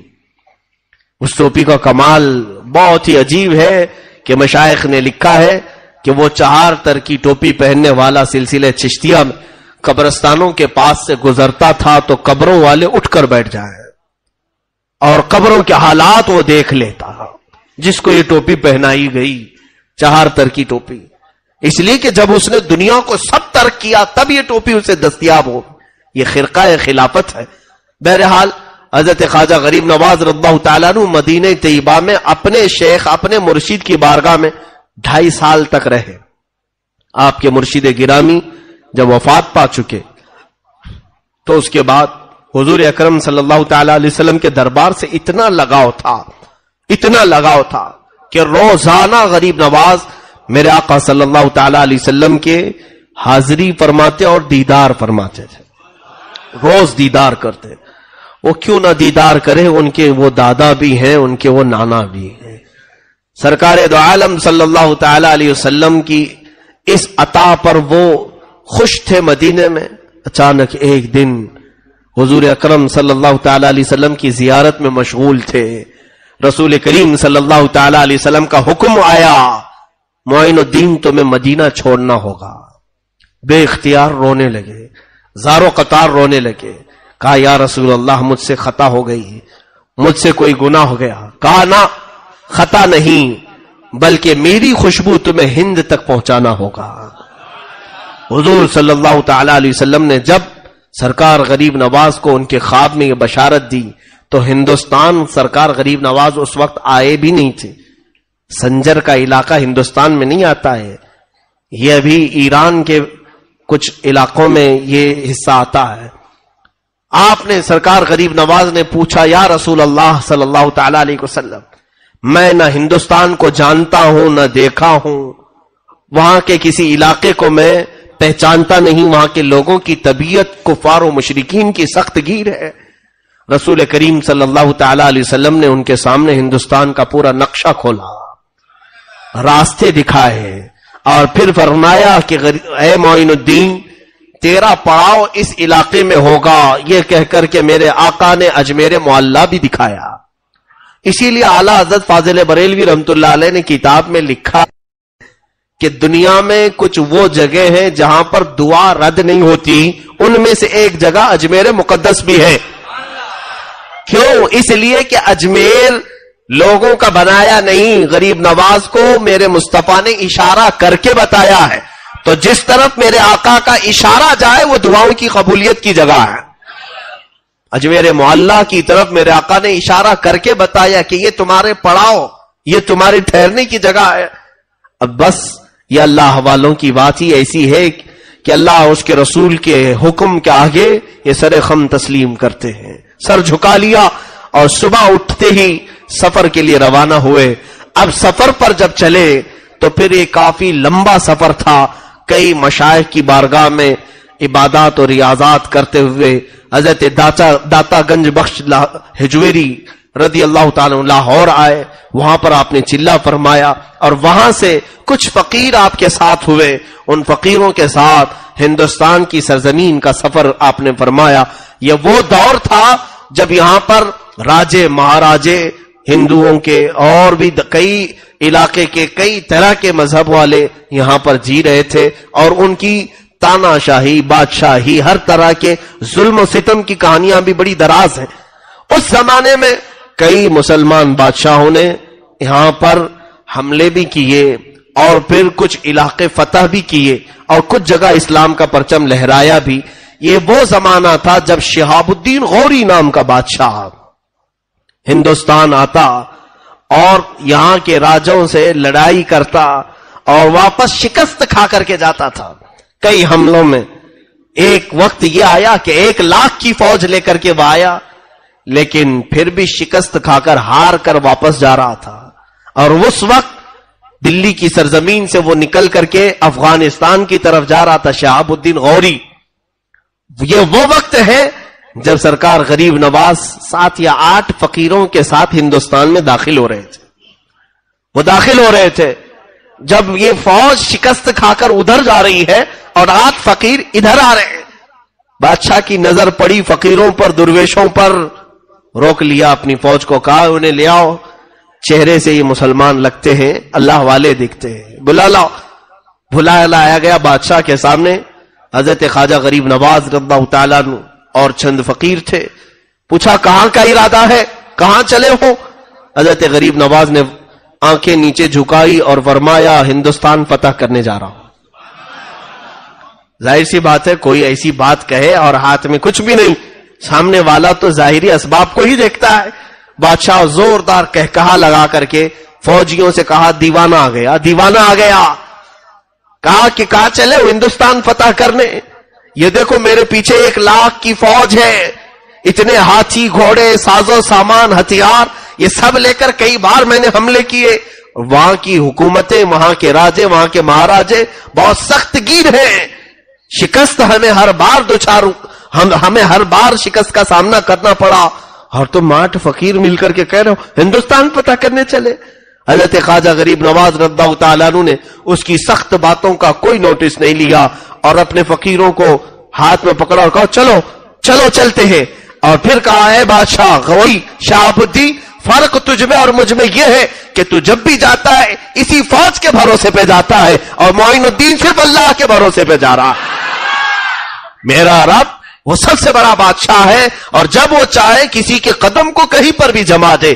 اور وہ الفاظ تاریخی تھے, آج بھی وہ الفاظ کی گونج ہر جگہ نظر آتی ہے. اسی معین الدین چشتی نے کہا تھا میں اللہ اور اس کے رسول کے بھروسے پر آیا ہوں. وہ بھروسہ اتنا کامل تھا کہ کوئی کچھ بھی میرے غریب نواز کا بگاڑ نہیں سکا.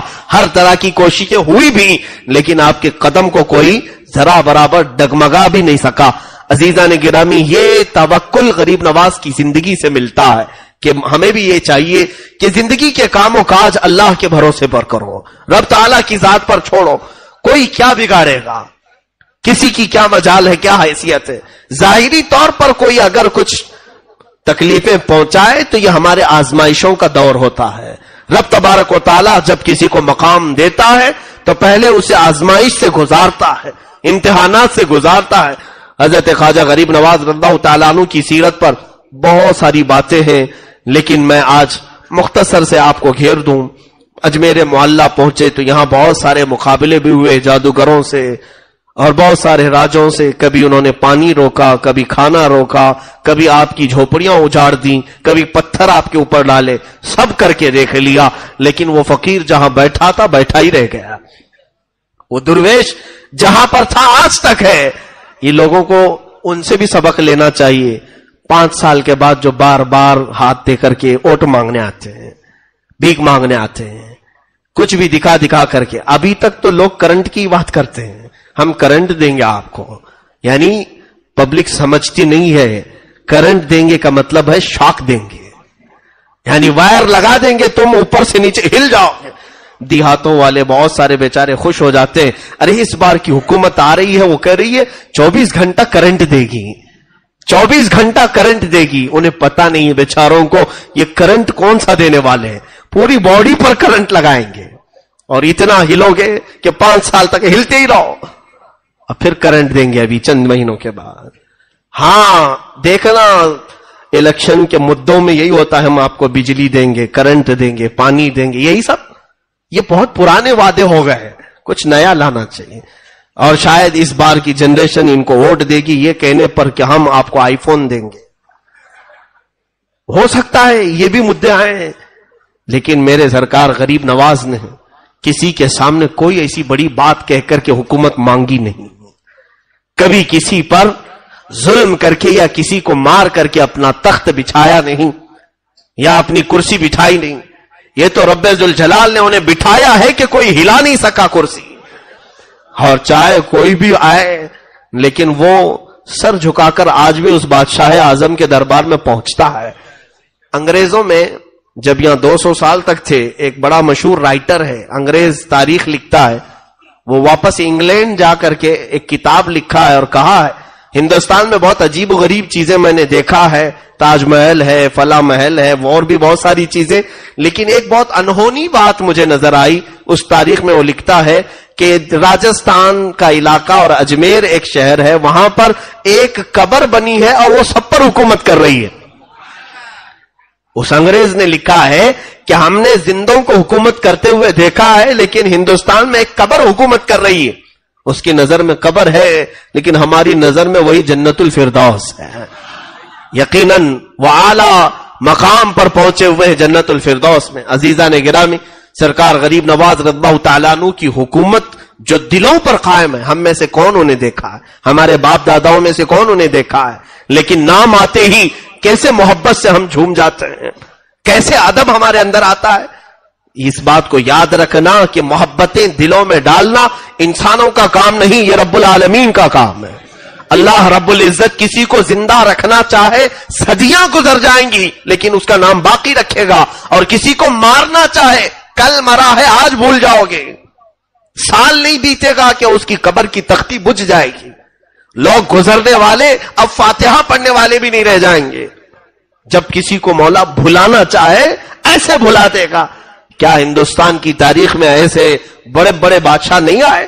میں سب کی بات کر رہا ہوں، چاہے وہ کافر ہو چاہے مسلمان ہو، جنہوں نے نفع کا کام کیا انہیں اللہ نے ہمیشہ باقی رکھا، اور جنہوں نے تکلیف پہنچائی اور کچرے کا کام کیا ہے انہیں اللہ تعالیٰ نے ذلیل کیا اور برباد کیا۔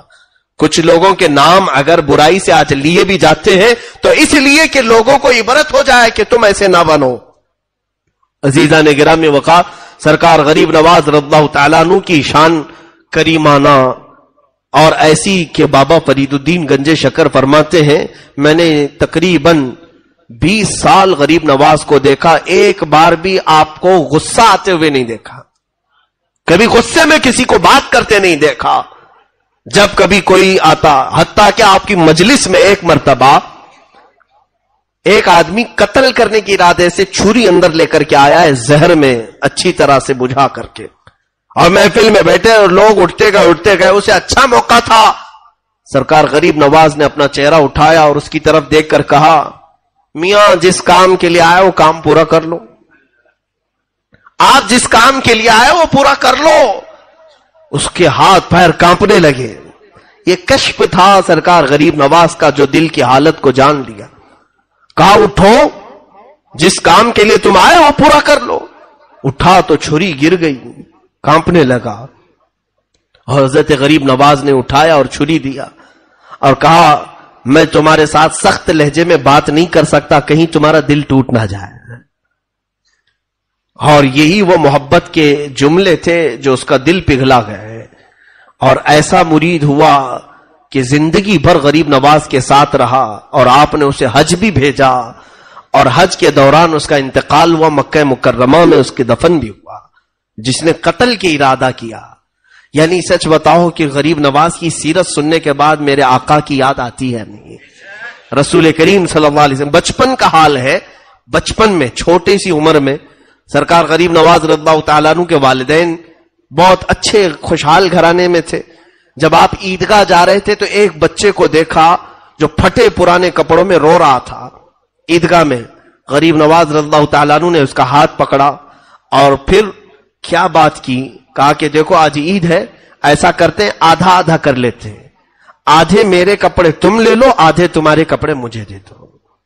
اپنے آدھے کپڑے اسے دے دیے، جبہ اسے دیا، نیچے کی تہبند یا جو بھی رہی وہ آپ نے عمدہ قسم کی پہنی، اور پھٹا ہوا اس کا کپڑا اپنے زیب تن کر لیا اور اپنا اس کو دیا، اور کہا یوں مت سمجھنا کہ میں سب دے دیا، آدھا تیرا آدھا میرا، دونوں ہم برابر برابر ہیں۔ یہ بچپنے کے حالت میں غریب نواز، اسی لیے غریب نوازی جو ہے آپ کی پیدائشی تھی۔ اور یہاں پر حال یہ تھا، سرکار غریب نواز رضی اللہ تعالیٰ عنہ کے دربار عالی جاہ میں جب کبھی کوئی ضرورت مند آیا تو کبھی آپ نے اسے نہ نہیں کہا۔ آپ کے لنگر خانے میں پکانے والا جو باورچی ہے وہ بھی اللہ کے ولی تھے، وہ کہتے جب جب لنگر خانے میں مال کی ضرورت ہوتی میں آتا حضور غریب نواز کے پاس پیسہ مانگنے کے لیے، آپ مسلح اٹھاتے اور کہتے کہ جو ضرورت ہو لے لو۔ کبھی غریب نواز نہ مسلح کے نیچے دیکھتے تھے اور نہ کبھی میرے ہاتھ کی طرف کہ کتنا لیا ہے۔ میں ان کے مسلح کے نیچے سے جتنا مال ملتا تھا سب لیتا، اور ضرورت کے بھر میں لنگر خانے میں چیزیں لاتا۔ پوری زندگی گزری، کبھی نہ لنگر خانے میں مجھے کوئی چیز لانے میں کمی نہیں ہوئی، اور کبھی سرکار غریب نواز نے مجھ سے سوال نہیں کیا، مجھ سے حساب بھی نہیں لیا۔ وہ عطائیں تھی آپ کی، اس طرح کی عطائیں۔ جمال تو ایسا، اللہ اکبر، عطا کرنے پر آئیں تو ایسے عطا کریں کہ سرکار غریب نواز رضی اللہ تعالیٰ عنہ کے مزار اقدس کے باہر حضرت علامہ ارشد القادری رحمۃ اللہ علیہ نے واقعہ نقل فرمایا ہے اور بڑا دل کو ہلا دینے والا واقعہ ہے. فرماتے ہیں کہ آپ کے دربار کے سامنے بھی ایک ولی تھے. اولیاء میں دو کیٹیگریاں ہیں، کچھ اولیاء جمالی ہوتے ہیں، کچھ جلالی ہوتے ہیں. کچھ کی مزاج میں شدت ہے، کچھ کی مزاج میں نرمی ہے. حضرت غریب نواز رضی اللہ تعالیٰ عنہ کے دروازے کے باہر آج بھی ایک مزار تھا. وہ ایک بہت بڑے ولی کامل تھے سلسلے چشتیہ کے. ان کی بھی قبر وہاں پر تھی. ان کی بھی قبر، ظاہر سی بات ہے ہر کوئی اپنے پیر کے آس پاس دفن ہونے کو پسند کرتا ہے. وہ ولی بھی وہیں دفن تھے. ایک زمانے میں ایک خاتون غریب نواز کی بارگاہ میں منتیں کر کر کے، دعائیں کر کر کے ایک بچہ مانگی تھی. بچے کی ولادت ہوئی. اللہ ہی دیتا ہے، دربار اولیاء سے دیتا ہے. رب تعالیٰ ان کی باتوں کو پسند فرماتا ہے. اور وہ عورت اپنے بچے 1 سال کے بچے کو لے کر کے آئی تھی شکرانے کے لیے اجمیر معلیٰ میں غریب نواز سرکار کے دربار میں. لیکن وہ باہر ہی ابھی بیٹھی تھی جو ولی کامل غریب نواز کے سلسلے میں تھے. ان کا نام میں ذکر نہیں کر رہا ہوں. وہ باہر جہاں ان کی قبر تھی وہاں وہ عورت بیٹھی تھی. ان کی قبر کے پاس بچے نے پیشاب کر دیا. بچہ بچہ ہوتا ہے.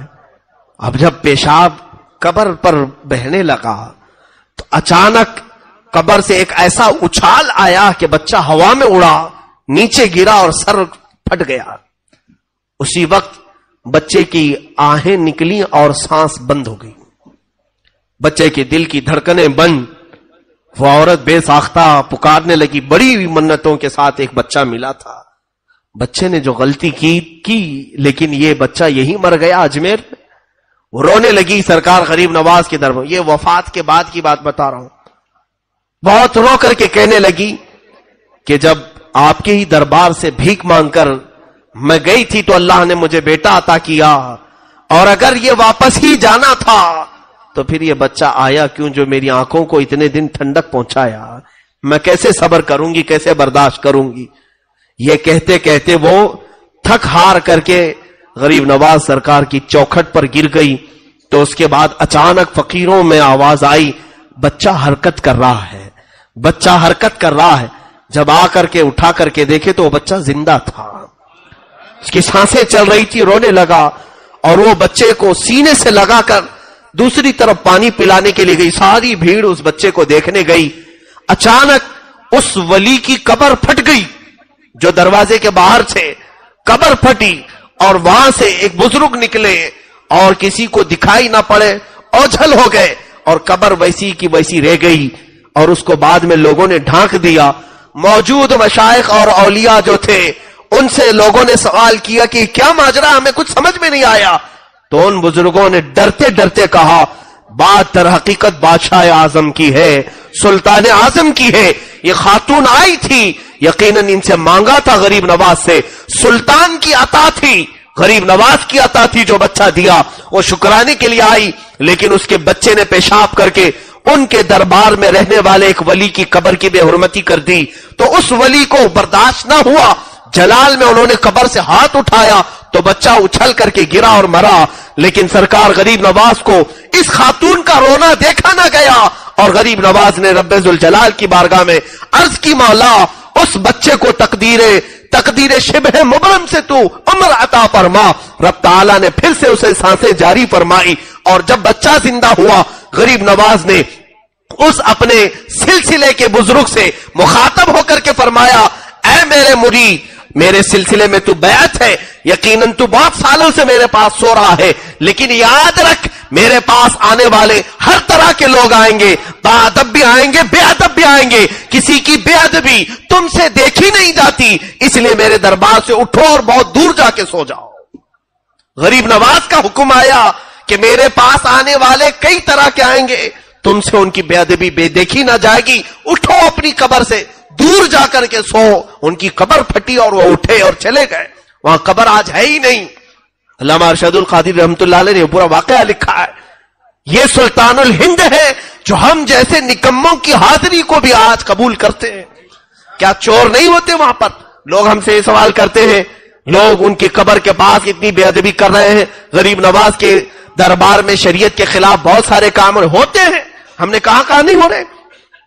ہوتے ہیں, بہت سارے ایسے کام ہو رہے ہیں, چاہے وہ مجاوروں کے ذریعے سے ہو, چاہے وہ وہاں کے رہنے والے ٹھیکیدار چوروں سے ہو, یا پھر زانیوں سے ہو, گناہ کرنے والوں سے ہو. یقیناً اللہ رب العزت جب بندوں پر مہربان ہے تو اس کے اولیاء بھی اللہ کے بندوں پر ویسے ہی مہربان ہوتے ہیں. یہ غریب نواز لوگوں سے ناراض نہیں بلکہ ان کی توبہ کا انتظار کرتے ہیں. اس بندے کو ایک نہ ایک دن ٹھوکر لگے گی اور یہ پھر سے صحیح راستے پر آ جائے گا. حتیٰ کہ میں آپ کو بتاؤں, غریب نواز کے پڑوسی جو آپ کے مرید تھے, انتقال ہو گیا, جنازے میں آپ ساتھ میں جاتے تھے, جب بھی کسی کا انتقال ہو جنازہ اٹھاتے, تھوڑے قدم تو چلتے. ان کا مرید تھا, انتقال کیا, دفن تک ساتھ میں گئے. حضرت خواجہ بختیار کاکی فرماتے ہیں دفن کرنے کے بعد جب لوگ پلٹے تو آپ اکیلے قبر کے پاس کھڑے رہ گئے. تھوڑی دیر کے بعد چہرے کا رنگ بدل گیا اور اس کے بعد تھوڑی دیر کے بعد الحمدللہ الحمدللہ کہنے لگے. پوچھا مریدوں نے, حضور یہ کیا ماجرا ہے؟ کہا بیعت بھی, مریدی بھی عجیب چیز ہے. جو بیعت ہوتا ہے, پیر اور مرشد کی بیعت حاصل کرتا, یہ بھی عجیب چیز ہے. کہا کیا ہوا؟ کہا کہ یہ میرا مرید انتقال کر گیا, جیسے ہی اسے قبر میں رکھا گیا عذاب کے فرشتے اتر آئے اور میں سہم کر کے پیچھے آ گیا کہ اب شاید اسے عذاب ہوگا. اسی اسنا میں نے اپنے مرشد گرامی خواجہ عثمان ہارونی کو دیکھا اس کی قبر کے پاس. حضرت خواجہ عثمان ہارونی وہ عذاب کے فرشتوں کو روک رہے ہیں کہ اسے عذاب نہ دو, یہ میرے مریدوں میں سے. کہتے ہیں وہ فرشتے کہنے لگے تھا تو آپ کے مریدوں میں سے, لیکن آپ کے طریقے پر نہیں تھا, آپ کے راستے پر نہیں چل رہا تھا. حضرت خواجہ عثمان ہارونی نے کہا مجھے میرے رب سے ملنے دو, مجھے میرے رب سے بات کرنے دو. اور خواجہ عثمان ہارونی نے کہا اے رب العالمین, تو بھی جانتا ہے اور میں بھی جانتا ہوں اس چیز کو کہ یہ ہمارے طریقے پر نہیں چلا, لیکن اس نے دامن جو پکڑا تھا لوگ مجھے تانا دیں گے کہ عثمان ہارونی کا دامن پکڑا اور عذاب میں مبتلا ہو گیا. اے مولا, کیا تیرے دوست کو دنیا والے اس بارے میں تانا دیں تجھے گوارا ہے؟ رب العالمین کی طرف سے ندائی, اے عذاب کے فرشتوں چھوڑو, جاؤ تم دوسری جگہ پر, اس لیے کہ اس کا ہاتھ معین الدین کے دامن سے لگا ہوا ہے. سرکار غریب نواز نے خود یہ واقعہ بیان کیا, کہا بیعت بھی عجیب چیز ہے. وہ غریب نوازی آج تک قائم ہے. اللہ ہمیں وہ عظمت و ہیبت ہمارے سروں پر ہمیشہ سلامت رکھے. اور ادب ضرور رکھنا میرے عزیز و اجمیر جانے والوں سے گزارش ہے. اجمیر جا کر کے کوئی یہ نہ سوچنا کہ دل بہلا کر کے آ جاؤں. لوگ تھک جاتے ہیں تو سوچتے ہیں تھوڑا انٹرٹینمنٹ کر کے آؤں, ناچ گانے دیکھ کر کے آؤں. لوگ وہاں جا کر ہوٹلوں میں ٹی وی لگا کر بیٹھتے ہیں. اللہ کے ولی کے شہر میں جا کر, اللہ کے ولی کا شہر جہاں جاتے ہو آپ, یہ تو اجمیر مقدس ہے جہاں اولیاء کاملین پہنچتے ہیں. گلی کوچوں میں اولیاء ہوتے ہیں, اور وہاں ہم اگر بے ادبی کا مظاہرہ کرتے ہیں تو کہیں ایسا نہ ہو کہ قسمت ہمیشہ کے لیے محروم ہو جائے, ہمیشہ ہماری قسمت محروم نہ ہو جائے. اسی لیے ادب کا دائرہ ایسا ملحوظ رکھو. اللہ اکبر. اعلیٰ حضرت فاضل بریلوی کی بات آتی ہے. آج میں یہ بات کہنا ضرور چاہوں گا, کچھ بے وقوف قسم کے لوگ جو ان پڑھ ہیں, جاہل ہیں, اور مجدد دین و ملت فاضل بریلوی پر اعتراض کرتے ہیں کہ بریلی والے اجمیر کا ادب نہیں کرتے. جو نہیں کرتا وہ بریلوی ہے ہی نہیں, وہ اعلیٰ حضرت کا ہے ہی نہیں, وہ رضوی ہے ہی نہیں جس نے غریب نواز کی گستاخی کی. یہ میں بڑی ذمہ داری کے ساتھ بات کر رہا ہوں. سرکار اعلیٰ حضرت فاضل بریلوی کے جو برادر محترم علامہ حسن رضا بریلوی ہیں, ان کا شعر آج بھی غریب نواز کے آستانے پر لکھا ہوا ہے. خواجہ ہند وہ دربار ہے اعلیٰ تیرا, کبھی محروم نہیں مانگنے والا تیرا. کسی اور کا شعر نہیں, بریلی والے کا شعر ہے, آج بھی لکھا ہوا ہے. اب یہاں پر میں یہ بتانا چاہوں گا کہ ابھی تعصب بہت آ چکا ہے پیر پرستی کا اور نفس پرستی کا. کچھ لوگوں کو ایسا لگتا ہے ہم شریعت کی بات کریں گے تو دھندا پانی ان کا بند ہو جائے. ہم کہتے ہیں شوق سے مرید بناؤ, لیکن شریعت مصطفیٰ پر قائم ہو کر کے بناؤ. یہ بات ٹیڑھی ہے نا؟ ظاہر سی بات ہے، جب ہم یہ بات کہیں تو انہیں ایسا لگے گا کہ اب تو ہماری بہت ساری بندشیں یہ لگا رہا ہے، ہمیں عورتوں سے ملنے منع کرتا ہے، ہمیں ناجائز و حرام کام کرنے سے منع کرتا ہے، تو پھر ہم کیسے پیر رہیں گے؟ اس لیے دشمنی اعلی حضرت سے کرتے ہیں۔ سرکار اعلی حضرت رضی اللہ تعالیٰ عنہ کے دربار معلیٰ اجمیر معلیٰ میں حاضری کے آداب میں اجمیر کے مقدس زمین پر موجود مشائخ سے ہی بیان کرتا ہوں۔ آج بھی وہاں موجود ہیں بہت سارے اچھے لوگ جو خاندان در خاندان روایتوں کو نقل کرتے ہوئے آ رہے ہیں۔ اعلی حضرت جب اجمیر پاک جاتے تھے حاضری کے لیے تو جو مزار پاک کا احاطہ ہے جہاں بھیڑ لگا کر کے مزار پر اچھل کود کرتے ہیں لوگ، اعلی حضرت چوکھٹ کے باہر کھڑے ہوتے تھے، اندر بھی نہیں جاتے تھے۔ مجاورین اس وقت کے جو جانتے تھے پہچانتے تھے، راستہ چھوڑ دیا اور کہا آئیے مولانا احمد رضا خان بریلی سے آپ آئیں، آپ کے علم کا بڑا شعرا سنتے ہیں، آپ اندر آئیے، حاضری دیجئے۔ اعلی حضرت یوں زبان سے انگلی سے اشارہ کر خاموش کرواتے، خاموش ہو جاؤ۔ اور کیا لفظ کہتے تھے جانتے ہیں؟ اعلی حضرت یہ فرماتے کہ کتے کا کام دروازے پر رہنا ہوتا ہے، کتا مالکوں کے گھر کے اندر نہیں جاتا۔ اعلی حضرت نے یہی الفاظ غوث پاک کے دربار کے لیے استعمال کیے، تجھ سے در در سے سگ اور سگ سے ہے مجھ کو نسبت۔ اور اجمیر معلیٰ میں حاضری دیتے تو کہتے کتا اندر جاتا نہیں ہے۔ میرے عزیزوں، ہماری یہ زبان نہیں ہے جو اعلی حضرت کے لیے ہم یہ الفاظ استعمال کریں، لیکن مجدد دین و ملت نے اپنی عاجزی میں یہ لفظ استعمال فرمایا، عاجزی میں، کہ ہم گداگر ہیں، فقیر ہیں، اور فقیر دروازے کے باہر ہی رہتا ہے، اندر جانے کا اسے کیا حق پہنچتا ہے؟ یہ ادب رکھنے والے مجدد دین و ملت پر آج کل کے وہ چور لوگ جو جیب کترتے ہیں وہ اعتراض کر رہے ہیں، عورتوں کو اندر کر کے پیسے نوچ لے اور ان کا مال حرام طریقے سے کھا لے، وہ اس شان والے مجدد پر اعتراض کرے۔ بہت افسوس کی بات ہے، پڑھو، علم حاصل کرو، جہالت سے توبہ کرو، اور تمہیں پتا چل جائے گا کہ اولیاء کا ادب کیسے کرتے تھے۔ آج تمہیں خود بھی ادب سیکھنا ہو تو ان اولیاء کو دیکھو کہ یہ کیسے ادب کرتے ہیں۔ بہرحال سرکار غریب نواز رضی اللہ تعالیٰ عنہ کا آخری وقت تھا، پہلی رجب سے آپ اپنے اس حجرے میں بند ہو گئے جس میں آج آپ آرام فرمائیں، جہاں پر آپ کی قبر ہے، یہی آپ کا گھر تھا، یہی آپ کی جھونپڑی تھی جس پر گنبد بنا ہے۔ یہ حجرے کے دروازے آپ نے بند کر لیے، پہلی رجب کو جو گئے، دوسری میں باہر نہیں، تیسری میں باہر نہیں، چوتھی میں نہیں، پانچویں میں نہیں، 6 رجب تک دروازہ نہیں کھلا، نہ کوئی پانی باہر سے گیا ہے، نہ کوئی کھانا باہر سے گیا ہے۔ مریدین انتظار میں تھے کہ شیخ اب نکلیں گے کہ اب تب نکلیں گے۔ 6 رجب تک ذکر اللہ کی آواز آتی تھی جو سرکار غریب نواز رضی اللہ تعالیٰ عنہ کا خاص ذکر تھا، لیکن اچانک 6 رجب المرجب کی دوپہر کے وقت، ظہر کا وقت تھا، ذکر کی آواز بند ہو گئی۔ ذکر کی آواز بند ہوئی تو موجود جو آپ کے مریدین متوسلین تھے، دروازہ توڑ کر جب وہ اندر گئے تو دیکھا ایک چارپائی پر آپ نہایت ہی آرام سے سوئے ہیں، آپ کی پیشانی سے پانی کے قطرے ٹپک رہے ہیں، اور جسم ایسا لگتا تھا جیسے کوئی غسل دے کر کے سلایا ہے۔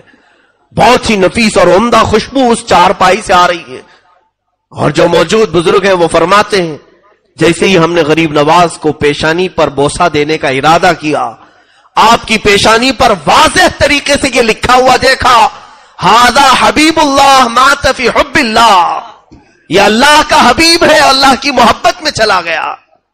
یہ جملہ آج بھی دربار غریب نواز کی چوکھٹ پہ لکھا ہوا ہے۔ آج جانا تو اس جملے کو دیکھنا کہ غریب نواز کی وفات کے وقت آپ کی پیشانی پر یہ جملہ لکھا ہوا تھا، وہ اللہ والا اللہ کی محبت میں دنیا سے گیا ہے، اور ہزاروں کو نواز کر کے گیا، اب بھی نواز رہا ہے۔ دربار غریب نواز میں ہماری یہ عقیدت قبول ہو جائے۔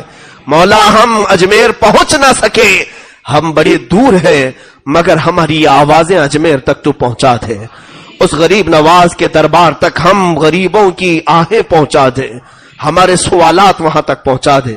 اے رب ذوالجلال، عطا تو ہی کرتا ہے، مگر مولا دروازے غریب نواز سے ہم تیری بارگاہ میں سوال کرتے ہیں، آج تیرے اس معین الدین حسن چشتی کا یوم وصال ہے، ان کی شب ششم ہے مولا، اس شب کی برکت سے ہم سب کے دلوں کی اندھیریوں کو دور فرما دے، ہمارے دلوں کی کدورت کو دور فرما دے، گھروں کی بے برکتیوں کو دور فرما دے۔ اللہم ربنا وآتنا ما وعدتنا على رسلك ولا تخزنا يوم القیامہ انک لا تخلف المیعاد۔